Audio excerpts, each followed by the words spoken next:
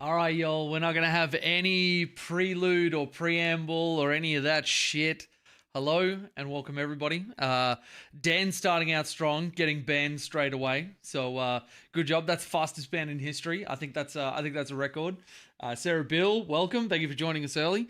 And for everybody watching this as a VOD, thank you for joining us for the breakdown of the Sydney 40K Open Team September Slam. As you can probably see just here, I've made a point, and it's happened a couple of times in a few of the announcements or whatever, that I've separated the Sept from Ember. And that's right, get wrecked, fuckheads. You're celebrating a Tau holiday. Woohoo!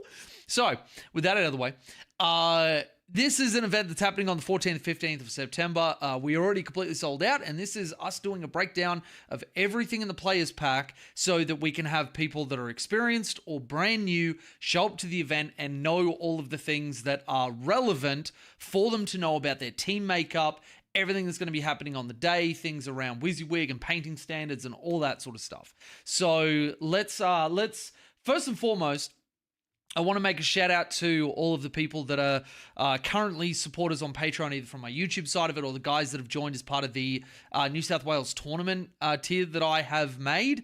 Really, really appreciate all of the support and love. It's been really, really great. As a note, for anybody who might be interested in the tier to get early access to tickets, discounts from any of our events, we are also doing, if you are a patron at any time from now until the event ends or we're doing prezos, you will go into the draw to win a very, very, very, very special giveaway. We're going a little bit big for our first one, just as a bit of a thank you for everybody that's jumping on board with it. And it doesn't matter if you jump in, do 1 month, and then jump out. That doesn't matter. You'll be in the run. So check out, there's links in the description if you would like to support us a little bit more. But yeah, that's enough plugging. Everybody knows I love plugging myself, but enough about my Friday night. Let's get into the Players Pack. So, obviously, we're doing this at Padstow. It's one of our favorite venues. They're just fantastic. We have such a good relationship with them. It's going to be 16 teams of 5. We, of course, will be using the Pariah Nexus mission pack. This is the most updated competitive mission pack for matched play. Now, in terms of, and of course, Jay, as a big stupid, forgot to change it from the last one that we did. I definitely don't copy and paste my work to save myself. Let's just copy that. 14th, 15th September. I knew there would be something that I would forget. I freaking knew. But anyway, we're going to be looking at 2 hour and 45 minute rounds this time around. We did 3 hours in the last one, and that was so that the last team's event was as introductory and easy for people to wrap their heads around, have plenty of time to do stuff as it could be. 2 hours and 45 should be the mark that I think will be good, but we're going to gauge it on the day. We will be jumping in early, same as we did for CrewCon. We're no longer able to access the venue on the Friday night before because they have a regular poker thing that's set up every single week. So we're getting in at 9, and Alex and I made the decision to push back what would be the normal start a half hour. Now, that gives us plenty of time to set up. Obviously, there's a little bit more coordinating with teams because not every table is going to be the exact same terrain, and we need to make sure that we've got everything good to go. If you would like to come and help set up early, it'd be absolutely amazing. Obviously, the more hands we have, the sooner we can start the event, start letting everybody in. But we'll be looking at kicking off at 10 a.m. Well, that's the TO briefing and registration, 10:15, the last moment where people need to be checked in, and I will have all the captains come and make sure that their teams are good to go. And then at 10:15, we'll be looking at doing round 1. Now, your 2 hours and your 45 minutes is for you to be able to do your pairings as well as get to the table, set up, and do your stuff. So realistically, you're going to have about 2.5 hours of play. The 15 minutes is to do that pairings, get there, and do what you need to. So this will be a gauge to see if the 3 hour mark is actually what we need to stay at.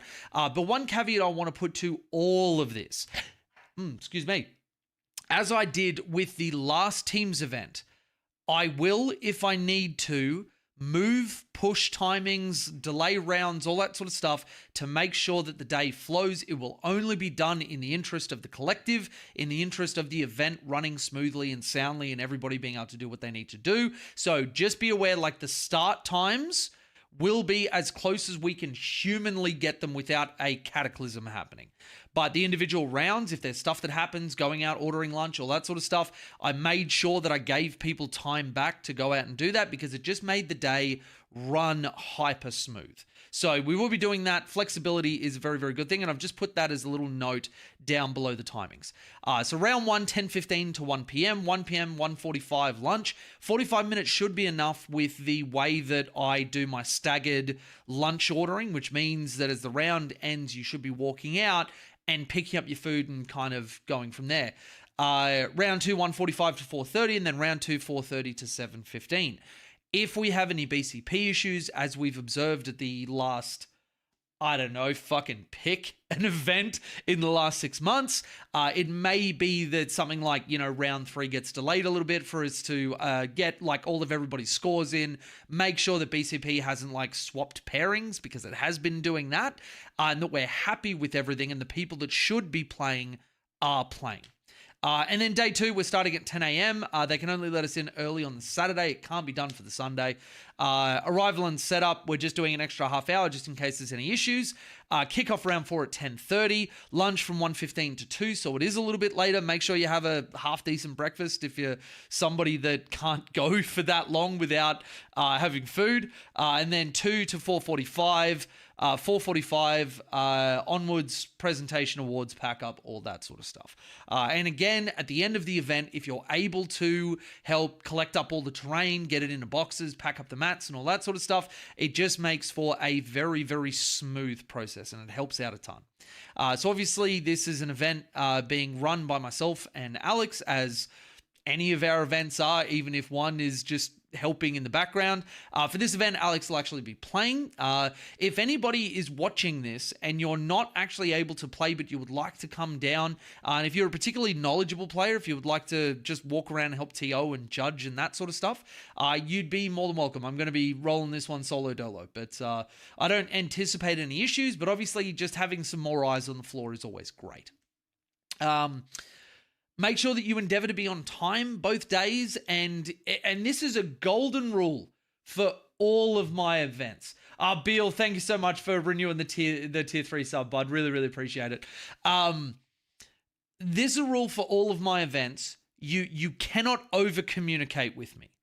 So if you are having a problem getting somewhere, hey man, stuck in traffic, having a problem. Cool, no worries. I can fix problems if I know about them. If I don't know about them, then I just have to make do. So if you are in doubt, communicate, reach out. That will never be a problem. Card system will be in effect.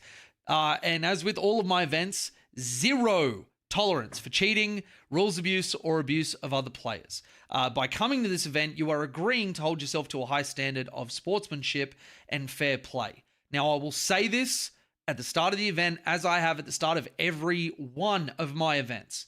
The bare minimum is that you are a decent fucking human being. And if you want to try and see if you can get away with not doing that, go ahead. My events will fuck around and find out. So, and I want to elaborate a little bit on that. What do I mean by unsportsmanlike conduct? And it is a broad category. And I don't want anybody to think that therefore means if you make a mistake, if you have a moment where you don't control your emotional regulation, maybe as well as you should, you have a bad day or something like that, that I'm just going to come down on you like a ton of bricks. No, I will potentially warn you and have a chat with you, but that doesn't mean that you are going to make a mistake and just get absolutely shit on. That is not how I roll. But instances where sufficiently bad things have happened, I will take action on that stuff. And on the little stuff, let's talk about like bad attitude, that sort of stuff. If you spend the entire game ruining the game for your opponent, even little things like, if you're constantly bitching about your opponent's dice, the strength of their army, why they have things and you don't and everything else, that is bad attitude and bad sportsmanship. It's okay to have a bad game or talk about things that are maybe not going your way, but I'm talking about and we've all played against somebody like this. It's non-stop throughout the game, and it makes you as the opponent really feel bad and not enjoy the game. That is something that potentially I will come up and have a conversation with you and be like, hey, this has been pointed out, or I observed it. That can't happen anymore. Like, you don't have to like the other person, but for damn sure you will respect them at a basic level to make sure that the game is at least cordial, is a baseline. Any instances of cheating or anything else, obviously, I will take a very, very hard line on that. So I won't talk any more about that. Content and streaming permission, we will have the ATWN. Scotty won't be able to attend because he's got another event that he's running, but we will have Jack Lavicum, as far as I know, will be running Scotty's setup. If you do not want to be photographed or on any video, because I do a round breakdown where I walk around on stream, and obviously Scotty's got his stream set up, please let us know in advance. You are not required to be a part of any digital stuff. It is absolutely a let us know if you would like to not, and that is absolutely fine. What to bring is very simple. This is all like 40K stuff. One thing that I do want to say is that, like, down the bottom here, I've got data cards, tokens, trackers, things that allow you to quickly and easily identify what's on the table and what is information for you and your opponent to keep things on the most even keel as possible are always strongly encouraged. Now, army lists are due on midnight, the 8th of September. Now, let me bring up my calendar. That is when Saturday night ticks over and you are at 0001 a.m. on Sunday the 8th.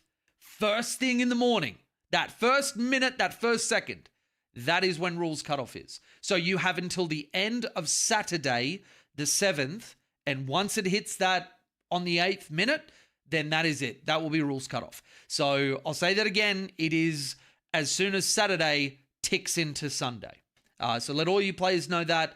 Captains, I will be chasing you if there are any submission issues. But at every single one of my events, you guys have been fucking incredible with list sub. So I want to keep that going, and I want that to be the standard that we keep, because it just makes everything so fucking smooth. Rules cutoff will be the 1st of September. So you can see, and that again is, if GW don't release it Saturday night, don't expect to wake up Sunday morning and go, oh yeah, my rules just came out. This is basically to make sure that you've got a week to build your list, you wrap your head around any new rules that you might have. I'm at the moment not anticipating that there's anything coming out. I think we're between Imperial Agents or maybe Blood Angels. I'll have to look into that. And if I have to make a determination on whether it's Index, Blood Angels, or Codex, I will obviously do that. And if I need to get input from you guys as the players, because I want to do things which are as community forward as possible. So yeah, must be current 40K. Forge World is allowed, 30K is not, Legends are not. I don't think anybody's going to be shocked by that. It's a 2,000 point tournament, obviously. Team restrictions. Now, this is a big one. At the last event, because we wanted it to be as newcomer friendly as possible, we allowed you to have allies of a faction, but then also take that ally as a main faction as long as you didn't double up on data sheets. This time around, if somebody takes a faction as an ally or a main, nobody else can have it. Nobody else. This is running in line with WTC standard. Alex and I always had the plan to build up, start off very, very newcomer friendly, set a little bit of a standard, and then once they've made some connections, they get to know people, they start spreading out, we've got a bunch of different teams together, then run it as the WTC does, and that is you have one faction each, and that's it. Eldari and Drukhari are considered separate factions so long as Eldari doesn't soup in any Drukhari. So as long as you've got pure Eldari and you've got pure Drukhari, that's fine. Not a drama. If there's any that you're concerned about or worried about, please let me know. But I think outside of Eldari, Drukhari, nobody else soups like they do. But I won't put my name to that. For being the genius voice of a generation, I can only play so many factions and know them to a certain level. So, yeah. So that is that. If you have any questions, as I said earlier on, you cannot over-communicate with me. Send me emails, ask me questions. I know that there are a couple of people that have sent emails previous. Unfortunately, I have been right in the middle of a work issue where somebody's has been trying to get me fired. I've just beaten that, so life hopefully should return to normal. But if you have sent me an email, I apologize. I'm not ignoring you. Unfortunately, just depression had me by the balls. So, yeah. Now, prize support and awards, because this was some. Oh, and 10th edition WTC FAQ for all of the rules at the table. I've included a link. Make sure if you are ever in doubt or this link is not correct, let me know. And I will provide a link to the most current WTC rule set. There are some important things in there, so make sure that you review it and make sure your captain is on top of it, because that will very, very much dictate how you build your team and what you consider might be good matchups or bad matchups, depending on what you can do.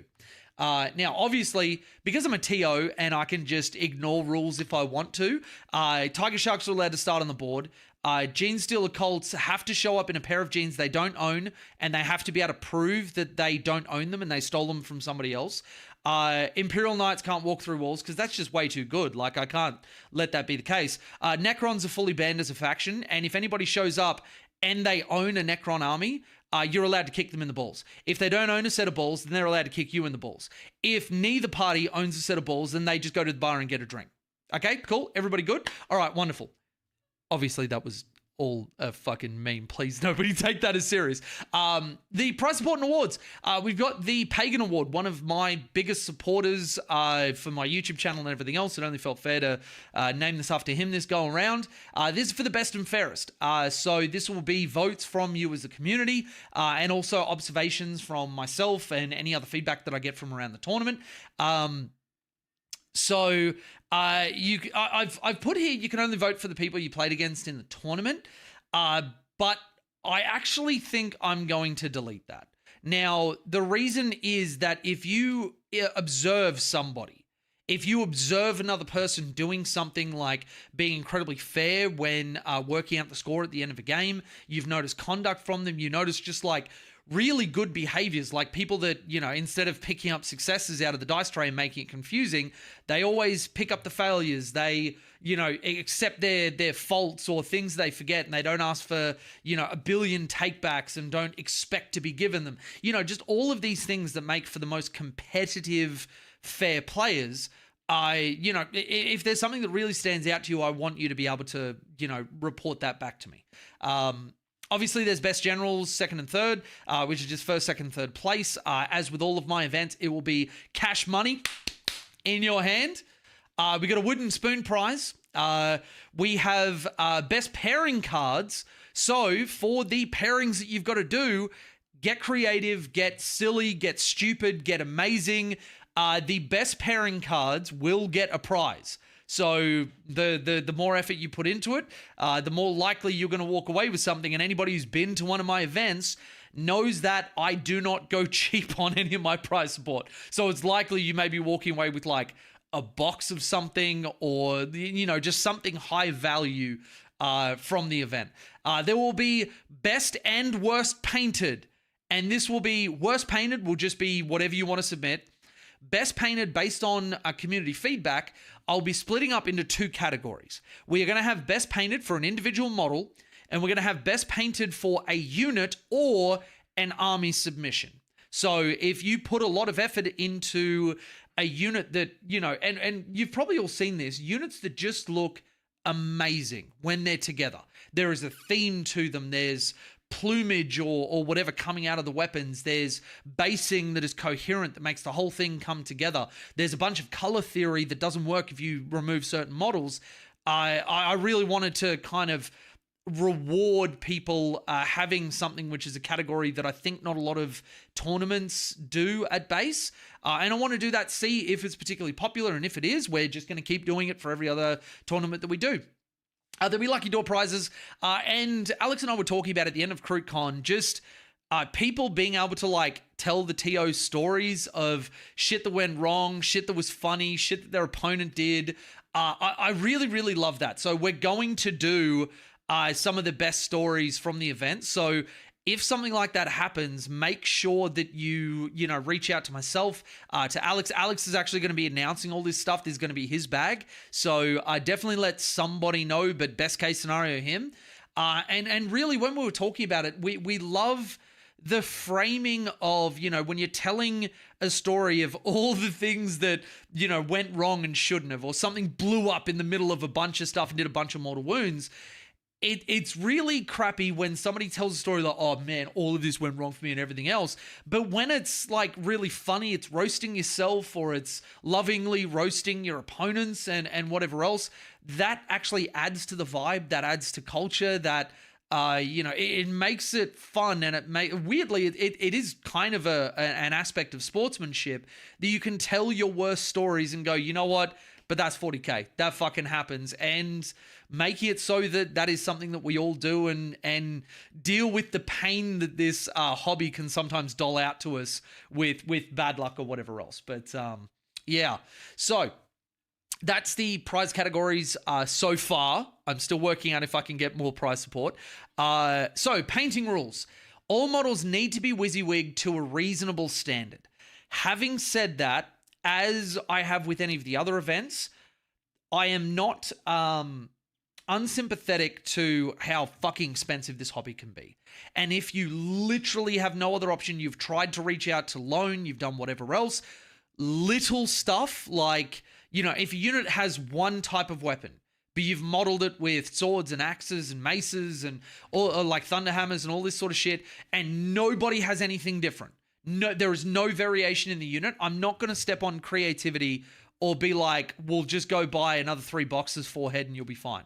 But this is with the caveat, as with everything I'm about to say. You must reach out, you must send me pictures, and you must get approval beforehand if you cannot meet the WYSIWYG standards. I don't step on creativity, but you don't have carte blanche to just bring whatever you want and just go, oh, well, Jay said, there's wiggle room. So going on with that, using a reasonable non-GW substitute to count as another model is allowed. You must have the correct base size and dimensions, see the WTC base size guide, and obtain approval from me prior to the event.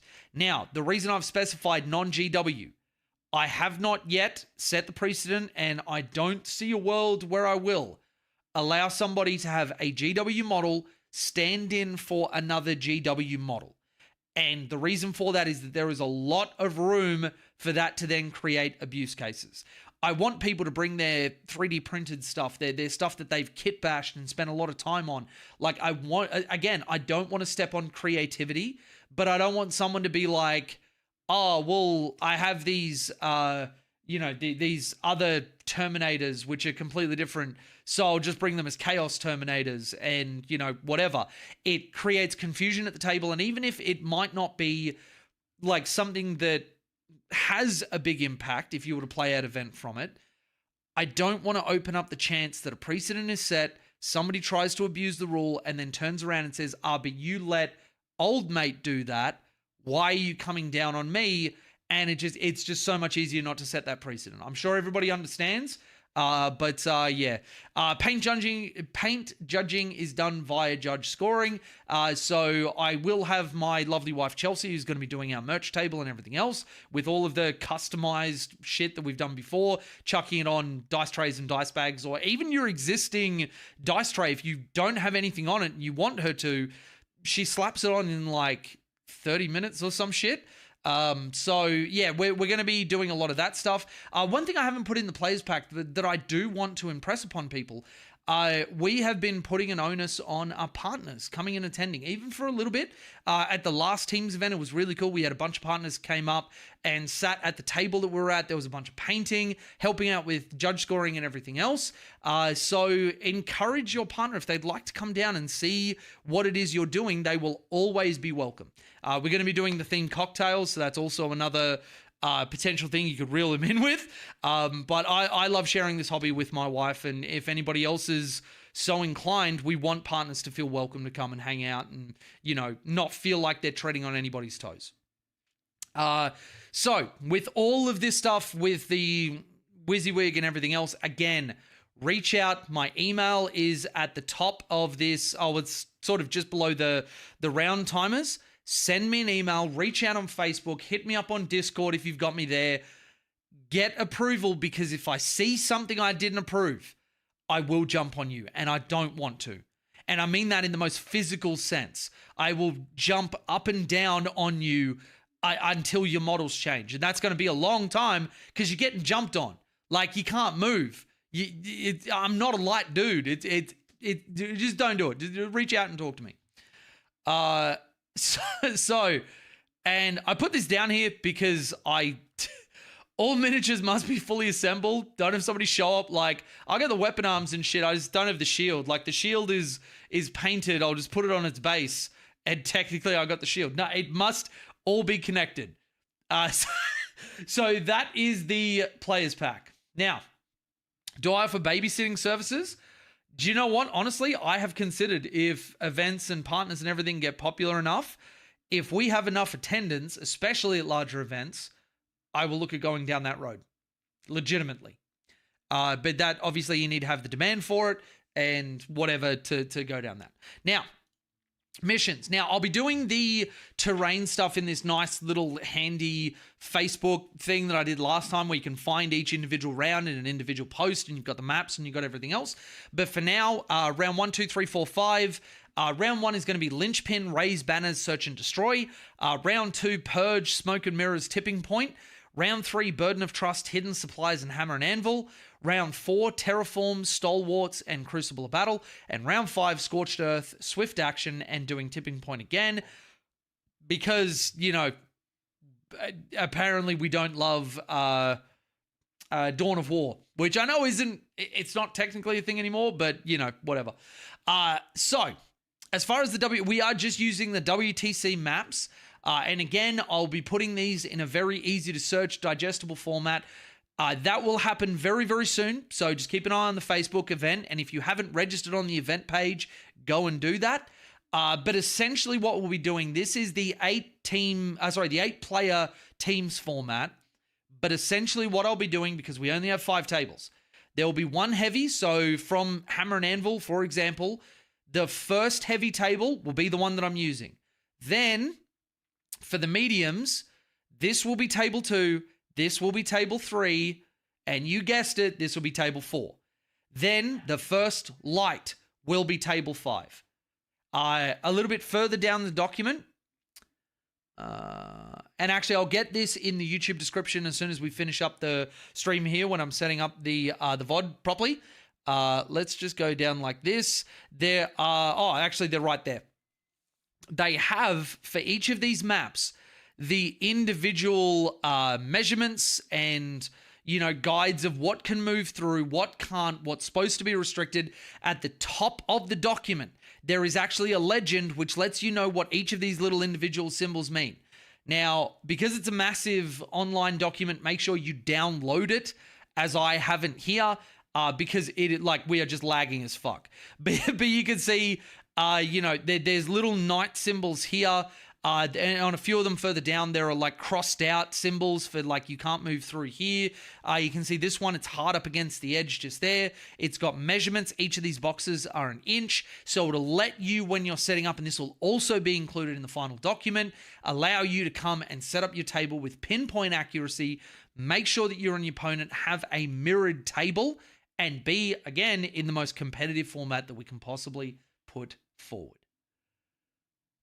And everybody, that is my breakdown of the players pack, the terrain. Before we close off this stream, so the VOD isn't too long, I'm going to open up to chat. If there's any questions, if there's anything that people really, really want to get clarified now while you've got me. If not, again, reach out to me. I will always respond. It may not happen straight away, but I will always respond. And yeah, so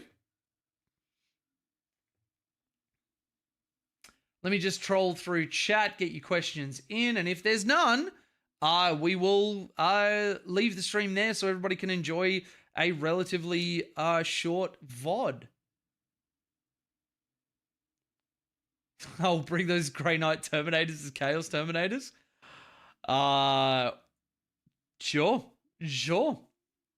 He'll roll on the giant table. Fuck yeah, I will.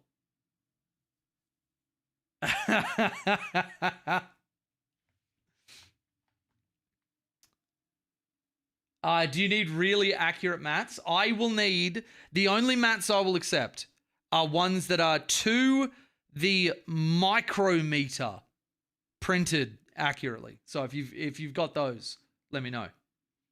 Anything else? Scrub deal. Scrub deal. But yeah, we're really, really excited to be running this for you guys. We're looking at obviously expanding the number of teams that we run, but we're coming up towards the end of the year. And one of the things we're very cognizant about is not cannibalizing other events and making it so that it's just a horrible time to play 40K in Sydney, as opposed to a really, really great time. So, yeah, this is one of my, I think this is my favorite format of tournament to run for everybody. So, really, really keen to see you all there. Make sure that you get any conversion stuff into me, as long as, and when you send it, make sure you've got photos and you quote what your base sizes are, what your dimensions are, and if you can have like, you know, a one-to-one comparison if you're able to. Even just like images off the internet. Hey, this is what it looks like. This is what my model is. Because again, I may be a genius voice of a generation, but I don't know what every model in the game looks like. So, yeah. So will this be terrain be exact dimensions of the WTC terrain or close as possible? This will be as close as possible. So obviously I have my own like terrain set, and I think, Nate, you haven't played on my terrain before, but basically it will look without the little you know, side bits that come out there.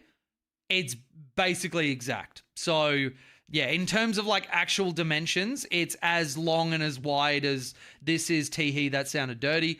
But yeah, so what you're seeing here will be accurate, and all the base sizes are correct. So, oh, you have? Okay, yeah. So, yeah, it will be exact. You just won't have these little measurement tools to have there, but it's basically that I think it's, and Dan might know because he did all of his terrain using these. It's like an inch off the corner or inch each way, isn't it, Dan?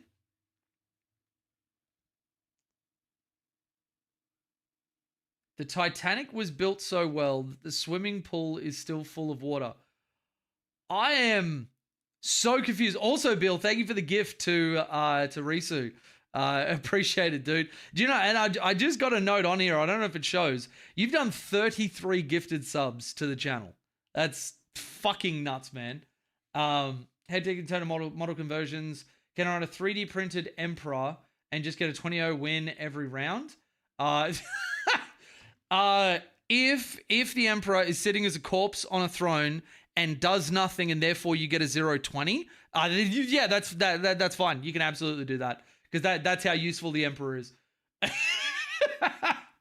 I actually really like the terrain layouts and maps. Tried a couple practice games, TTS. They seem really interesting. They are really good. They are really, really good. All right, so it doesn't look like we have any event questions coming through. I would love to hang out, but Chel's just come home after a solid week of work, and for whatever reason, my brain decided to wake me up at 2 a.m. this morning. So I am probably going to go and die and get some sleep, but very, very keen to run this for you guys. If there's any questions, please reach out. And again, if you would like to go in the draw, I'll be announcing it very, very soon. But attendees of the event that are patrons will go into the draw to win something very, very special. And obviously for future events, it gets you discounted tickets, early access, all that sort of stuff. For all of my other YouTube patrons and my Tau fans and everything else, thank you very much. You guys are incredible. We've actually just updated our setup. I did a little bit of a tour for the Pantheon tier guys, but we're on 3 monitors. We've got a brand new mirrorless camera. There's a ton of stuff that I'm really excited about. But yeah, thank you for coming for the breakdown. I appreciate you all. And we'll see you at the event.